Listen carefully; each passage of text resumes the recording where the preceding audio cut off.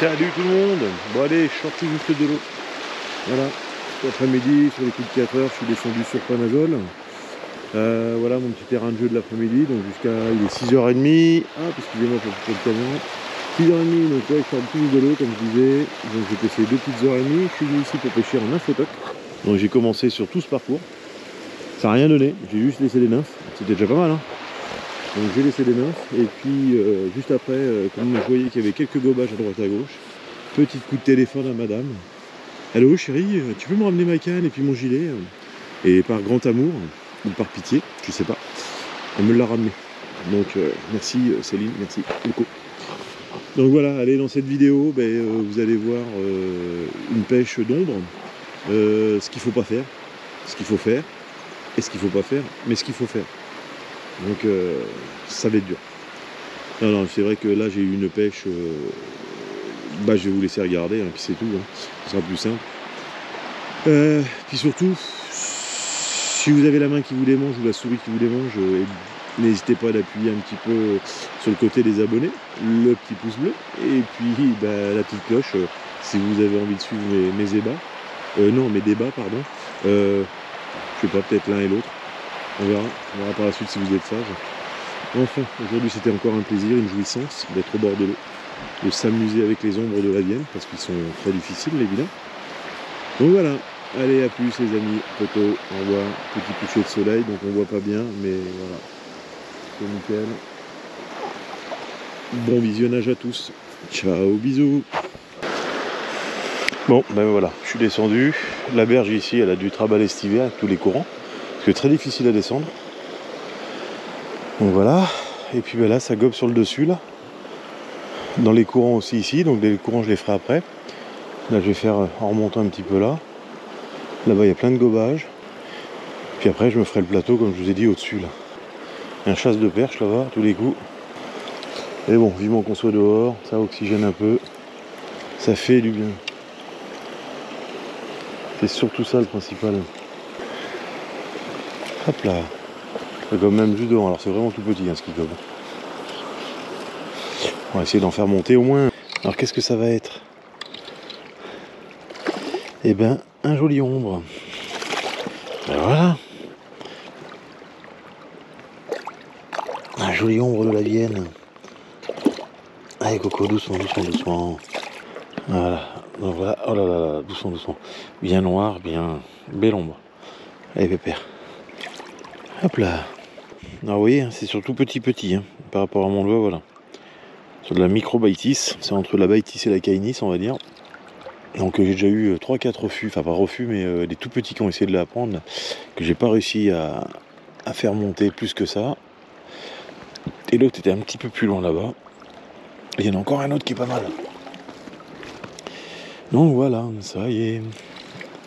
Donc un bel ombre. Et bon, c'est pas des gros ombres comme je dirais. Parce que la Vienne de toute façon ne renferme pas de très grosses pièces d'ombre. Hein. Vous voyez là j'ai pris l'ombre, j'ai nettoyé la mouche hein, devant vous, hein, vous avez pu voir. Et bien elle reflotte comme au début. Et grâce au produit, comme je vous ai dit tout à l'heure. Vraiment très bon produit.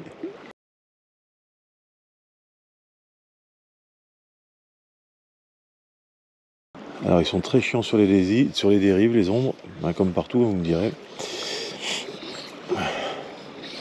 Mais là, putain, faut bien leur présenter. Hein. S'il y a la moindre petite... ils prennent pas. Faut vraiment que le passage soit top. Donc, canne à 45 degrés par rapport à la rivière et imposée à gauche, pardon. Tac, comme ça la mouche, elle se pose avant. Ça fait un arc de cercle comme ceci. Et ça permet de descendre sans trop... comment vous dire, sans trop que la soie elle passe avant et que ça tire sur la mouche. Ça vous permet de faire une dérive plus longue. Vous voyez, donc je fouette sur ma droite. Au moment de poser, hop, j'envoie ma canne à gauche. Tac. Et là on voit la mouche qui pose là-bas. Et là ma dérive qui est nickel.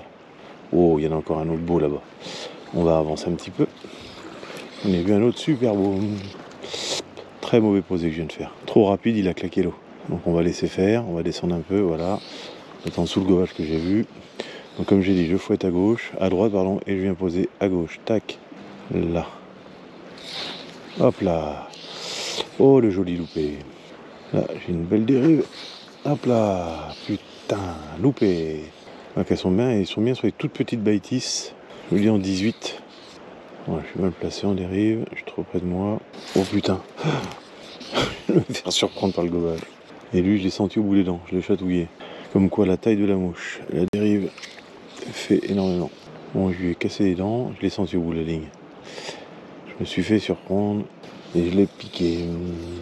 Bon, vous voyez là-bas, ça a monté 2-3 fois tout à l'heure, les petits. Et même les petits, maintenant, ils ne montent plus.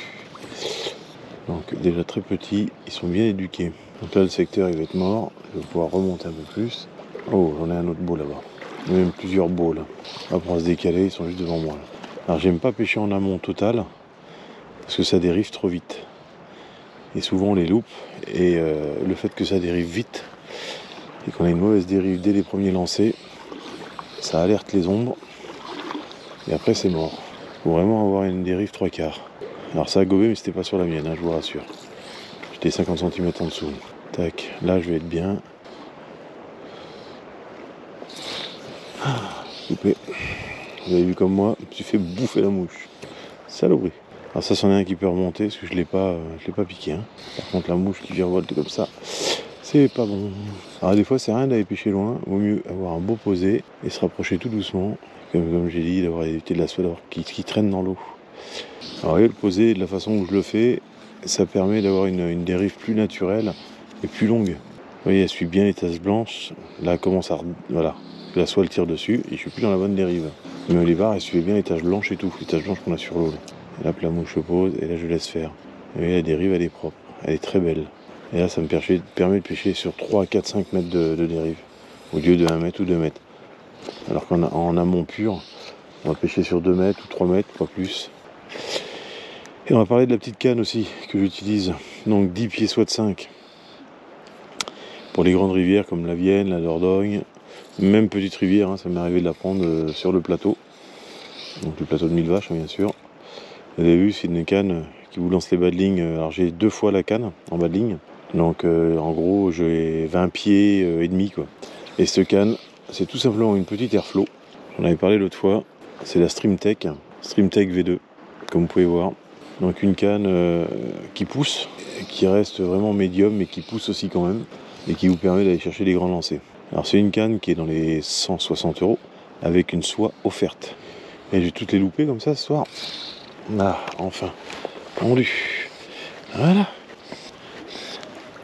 Oh, oh, oh, c'est pas laid ça. Ça se bat bien. Ouh. Bon, c'est pas bien gros non plus, mais c'est sympa.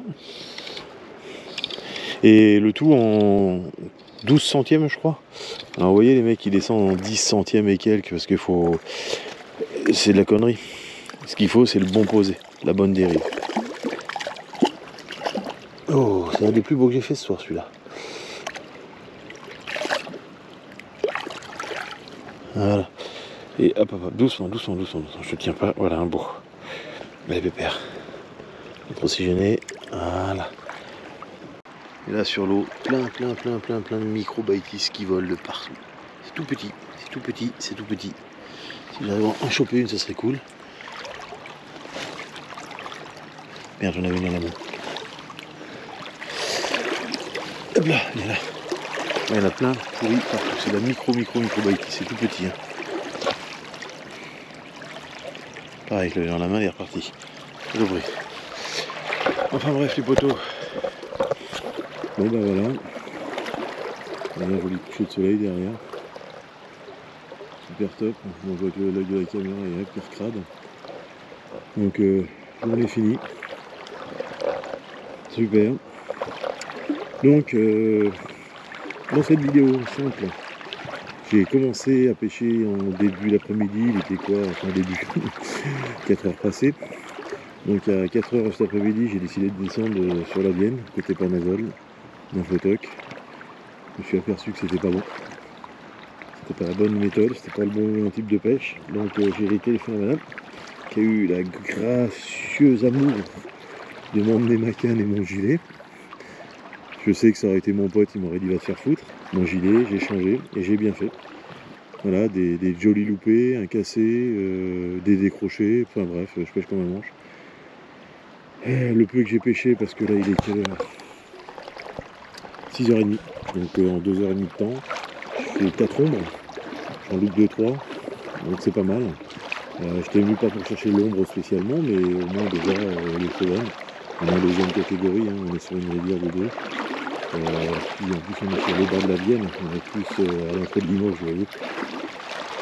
Et bon, je me suis éclaté, je me suis amusé, j'ai pris des jolis ombres, peut-être une belle gamelle avant de partir aussi. Et puis comme je vous dis, regardez, on se quitte. Donc voilà, un joli coucher de soleil sur l'eau, hyper agréable. Et puis éclatez-vous, à bientôt. Ciao.